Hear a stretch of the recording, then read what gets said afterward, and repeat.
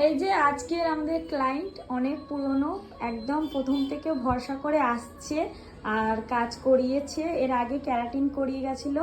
তো ম্যাম কেমন লেগেছিল আর কেমন রয়েছে রেজাল্ট? 1 বছর পর আবার করাতে এসেছেন, একটু বলুন। না, আমি তো এসেছিলাম স্পা করাতে বোধহয়। হ্যাঁ, না, স্পা না, আমি চুল কাটতে এসেছিলেন। এবার চুলের আমার খুবই অবস্থা খারাপ ছিল। আচ্ছা, এবার চুল তো কিছুই করছিলাম না।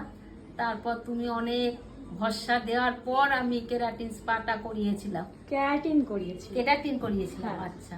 তা কেরাটিন করানোর পর আমার তো মানে ডিসিশন নিয়েছি আমি আধা ঘন্টা ধরে। মানে আমার চুলের এমন ঠিক অবস্থা তাই, ছিল। ঠিক তাই। তারপরে মানে ভরসা করে তুমি অনেকবার বলার পর ভরসা করে করার পর না সত্যি চুল ভালো হয়েছিল।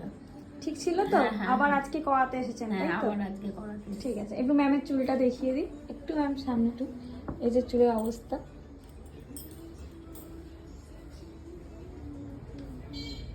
তাহলে চলো শুরু করি, এর পরেরটা আবার দেখাবো কাজ হওয়ার পর।